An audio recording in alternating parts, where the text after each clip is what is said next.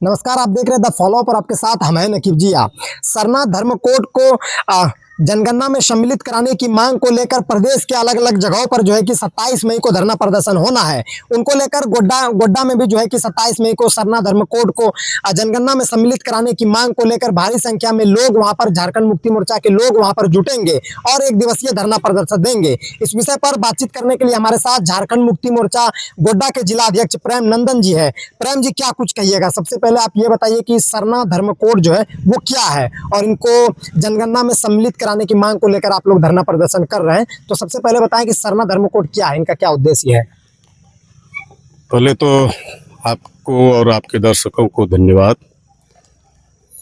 सरना धर्म कोड, आप जैसा जानते हैं कि प्रत्येक 10 वर्षों में जनगणना भारत सरकार कराती है और उस जनगणना में कई चीज़ों का डेटा संकलित किया जाता है, जिसमें लोगों की गणना होती है, पशु पक्षी की गणना होती है, पेड़ पौधों की गणना होती है, आदमी के शैक्षणिक स्तर को देखा जाता है, उनके रोजगार के स्तर को देखा जाता है, उनके रहन सहन के स्तर को भी डाटा लिया जाता है और साथ ही साथ धर्म का भी डेटा जो है उसमें संकलित किया जाता है। इस देश के अंदर में जो जनगणना पिछले समय से होते रहा है उसमें 6 धर्म कोड है। हिंदू है, मुस्लिम जिसको इस्लाम धर्म भी कहते हैं आप, ईसाई है, सिख है, बौद्ध है और जैन धर्म मानने वाले लोगों का 6 धर्म कोड उसमें दिया गया है। धर्म जो है इसलिए लोगों के लिए धर्म कोड जरूरी है कि लोगों की संस्कृति, उसकी सभ्यता, उसके पूजा पाठ का स्थल, उनको सुरक्षित और संरक्षित रखने के लिए धर्म कोड का भी डेटा संकलित किया जाता है। लेकिन दुर्भाग्य है कि आज तक आदिवासी आदिकाल से यहाँ वास करते हैं और इनकी संख्या पिछले जो 11 में जनगणना हुई है उस अनुसार से अगर आज आप देखें तो लगभग इनकी आबादी लगभग 15 करोड़ के आसपास है। अभी अगर सेंसस होगा, जैसे सरकार कह रही है कि 26 में कराएंगे, तो एक्चुअल डाटा आदिवासी का आएगा कि कितना है। लेकिन आपको मैं बताना चाहूँगा कि जैन धर्म वाले लोग यहाँ मात्र 40 लाख है, जो पिछली जनसंख्या में जो उनका डेटा आया है उसके लिए धर्म कोड है। बौद्ध धर्म मानने वाले लोग मात्र 80 लाख हैं, उसके लिए धर्म कोड है। यहाँ सिख धर्म मानने वाले लोग लगभग 2 करोड़ के आसपास है, उनके लिए भी धर्म कोड है। यहाँ इस्लाम धर्म मानने वालों की संख्या 14% के आसपास है, हिंदू लगभग 79 पॉइंट कुछ % के आसपास है। जो ईसाई धर्म के मानने वाले लोग हैं उनका भी जनसंख्या लगभग 2.23 के आसपास है। जब इतने कम आबादी वाले धर्म मानने वाले लोगों के लिए आपने धर्म कोड दिया है तो निश्चित तौर पर जिसकी आबादी 15 करोड़, 14 करोड़, 16 करोड़ हो तो उसके धर्म को सुरक्षित और संरक्षित रखने के लिए धर्म कोड है कि नहीं है। पहले ये मैं भारतीय जनता पार्टी से सवाल करना चाहता हूँ आपके माध्यम से, और केंद्र में बैठी हुई सरकार से सवाल करना चाहता हूँ कि इस धर्म कोड की अनदेखी आपने किस आधार पर किया।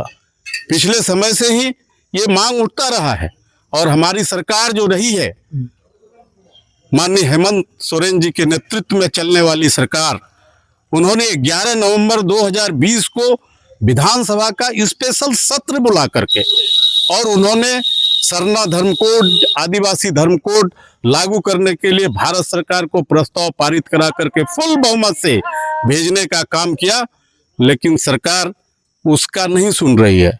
एक तरफ इस बार के जनगणना में जैसे माननीय मोदी जी ने कहा है कि हम जाति आधारित जनगणना कराने का काम करेंगे, जातिगत जनगणना हम कराएंगे, तो जब आप उस फॉर्म में संशोधन कर रहे हैं, आप जाति आधारित जनगणना का कॉलम बना रहे हैं, तो फिर सरना धर्म कोड क्यों? इसीलिए झारखंड मुक्ति मोर्चा ने आह्वान किया है और 27 तारीख को इस राज्य के सभी जिला मुख्यालयों में झारखंड मुक्ति मोर्चा के फैसले के अनुसार एक विशाल धरना प्रदर्शन का कार्यक्रम होगा और हम लोग ज्ञापन देने का काम करेंगे उपायुक्त के माध्यम से महामहिम राष्ट्रपति को। और उसके बाद ये आंदोलन वहीं थमेगा नहीं, ये आंदोलन जन आंदोलन का रूप लेगा और फिर 4 जून को हम लोग विशाल प्रदर्शन करेंगे, सड़कों पर हमारी रैली निकलेगी और उससे भी सरकार नहीं मानेगी तो हम लोग आगे भी कूच करेंगे। ये झारखंड मुक्ति मोर्चा ने फैसला कर लिया है और इस बार के सेंसस में वो 26 में मोदी जी कराएं या जब कराएं, ये भारतीय जनता पार्टी जो आदिवासियों को ठगने का काम करती है, आदिवासी को समूल नष्ट करने का जो काम कर रही है वो होने नहीं देंगे और सरना धर्म कोड हम लोग लेके रहें। झारखंड मुक्त प्रेम जी, कहाँ पर लगता है कि भाजपा के द्वारा या विपक्ष के द्वारा आदिवासी जो लोग हैं, आदिवासी समुदाय के जो लोग हैं, कहाँ लगता है कि उनको ठगने का प्रयास किया जा रहा है? कैसे देखते हैं आप इनको?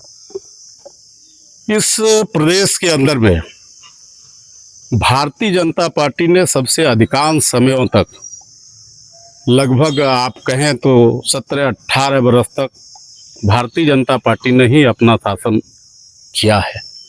यहाँ के आदिवासियों के लिए एक भी काम बता दीजिए कि उन्होंने कोई काम स्पेशल किया हो, एक भी काम आपको नजर नहीं आएगा।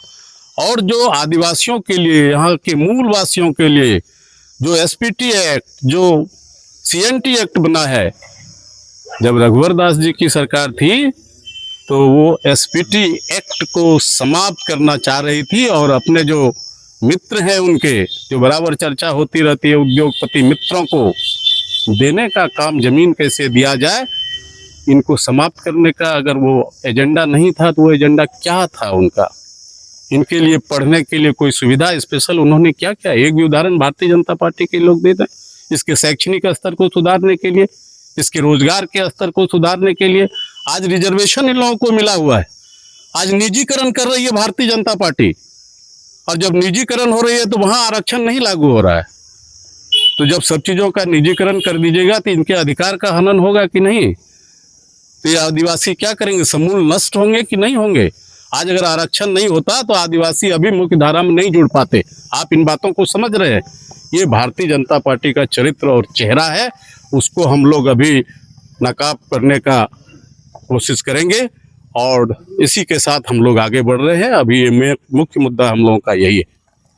27 मई को पूरे झारखंड प्रदेश में सरना धर्म कोड को जनगणना में शामिल कराने की मांग को लेकर पूरे झारखंड प्रदेश के सभी जिलाओं में जो है कि झामुमो के तरफ से सरना धर्म कोड को जनगणना में शामिल कराने के लिए अलग अलग जगहों पर जो है कि भारी संख्या में समर्थक के साथ धरना प्रदर्शन करेंगे। और जिस तरीके से गोड्डा के जिला अध्यक्ष, जो झामुमो के गोड्डा के जिला अध्यक्ष है प्रेम नंदन मंडल जी, उन्होंने बताया कि वहां पर जो है कि हजारों की संख्या में हमारे समर्थक जुटेंगे, झारखंड मुक्ति मोर्चा के तमाम वो छोटे मोटे कार्यकर्ता जुटेंगे, तमाम गांव से लोग आएंगे और इस धरना को सफल बनाएंगे। उनके साथ साथ धरना के पश्चात जो है कि जिला उपायुक्त को ज्ञापन सौंपा जाएगा और सरना धर्म कोड को जनगणना में मांग कराने के लिए उनको ज्ञापन दिया जाएगा। फिलहाल हम आपको 27 तारीख की भी खबरें दिखाएंगे, 27 मई को दिखाएंगे किस तरीके से गोड्डा जिले में धरना प्रदर्शन जारी है और क्या कुछ कार्यक्रम हुआ वो भी हम आपको दिखाएंगे। तब तक के लिए बने रहे फॉलोअप पर, देखते रहे फॉलोअप। धन्यवाद। जहां 27 वर्षों के सफर में 17,000 से भी अधिक छात्रों ने डॉक्टर एवं इंजीनियर बनकर भरे सफलता की ऊंची उड़ान, जहां साधारण छात्र भी झारखंड टॉपर्स बनकर बना रहे इतिहास। दूरदर्शी शिक्षाविद श्री विपिन सिंह के मार्गदर्शन में मेडिकल एवं इंजीनियरिंग के लाखों छात्रों के लिए आशा की किरण के रूप में गोल नेशंस लीडिंग इंस्टीट्यूट। बायोम सिर्फ मेडिकल प्रिपरेशन का संस्थान। बायोम से लगातार दूसरी बार नीट यूजी में 700 मार्क्स पार। 10th पास स्टूडेंट्स के लिए फाउंडेशन कोर्स, 11th पास स्टूडेंट्स के लिए फ्रेशर कोर्स और 12th पास स्टूडेंट्स के लिए टारगेट कोर्स 17 अप्रैल से शुरू हो रहे हैं। कॉल 7360066190 और visit Biome, circular road near women's college and Hinoo, Ranchi. thefollowup.in. Like, share and subscribe. www.thefollowup.in